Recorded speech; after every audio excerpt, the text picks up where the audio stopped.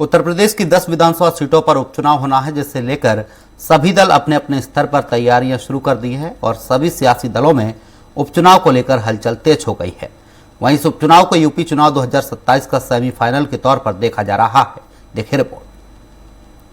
देश में आगामी विधानसभा चुनाव होने हैं, जिसे लेकर सभी दल अपने अपने स्तर पर तैयारियों में जुट गए हैं। इंडिया गठबंधन पूरी ताकत के साथ चुनावी मैदान में उतरने की योजना बना रही है।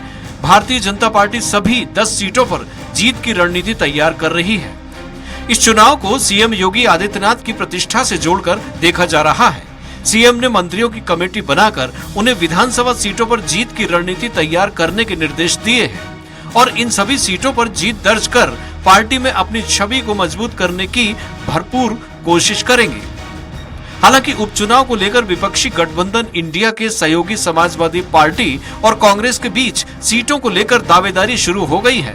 बहुजन समाज पार्टी की सुप्रीमो मायावती भी अपनी पार्टी को मजबूत करने में जुट गई हैं। हालांकि इसके पहले 2024 के लोकसभा चुनाव के परिणामों को लेकर बीएसपी आहत है और अब अपनी पार्टी को नए तेवर और नए कलेवर के साथ खड़ा करने का हर संभव प्रयास कर रही है। सरकार की योजनाओं को लेकर जनता के बीच में जाना और उनकी समस्याओं को सुनकर उनका समाधान तलाशना, ये भारतीय जनता पार्टी ने काम शुरू कर दिया है। और जैसे ही चुनाव घोषित होंगे, भारतीय जनता पार्टी पूरी दमखम के साथ मैदान में उतरेगी और सभी 10 सीटों को जीतने का लक्ष्य लेकर भारतीय जनता पार्टी अपने सहयोगी दलों के साथ उपचुनाव के मैदान में उतरेगी। कांग्रेस की रणनीति समाजवादी पार्टी के समक्ष खर्च 24 में कांग्रेस को समाजवादी पार्टी ने 17 सीटों पर सीमित कर दिया था। वहीं अखिलेश यादव अपनी पार्टी को 63 सीटों पर उम्मीदवार खड़ा करने में कामयाब रहे।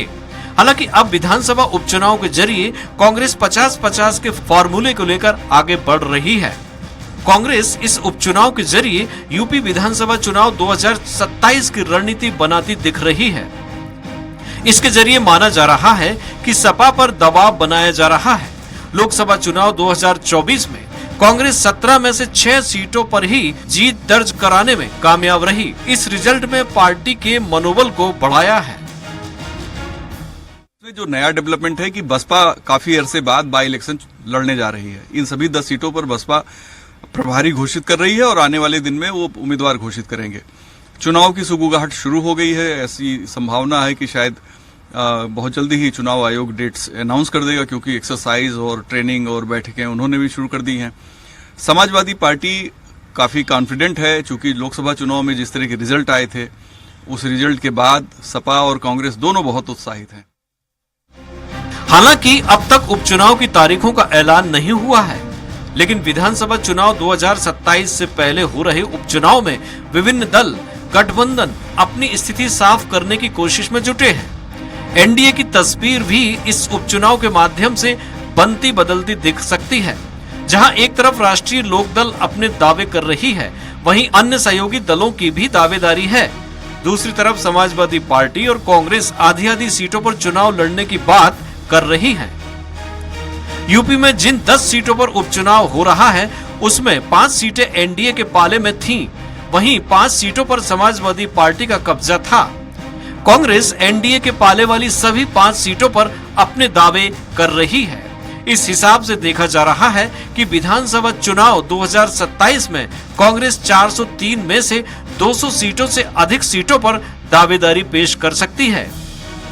स्वराज एक्सप्रेस के लिए लखनऊ से पवन सिंह की रिपोर्ट। उत्तर प्रदेश के 10 विधानसभा सीटों पर होने वाले उपचुनाव को लेकर प्रदेश की सभी राजनीतिक पार्टियां तेजी से तैयारी कर रही हैं।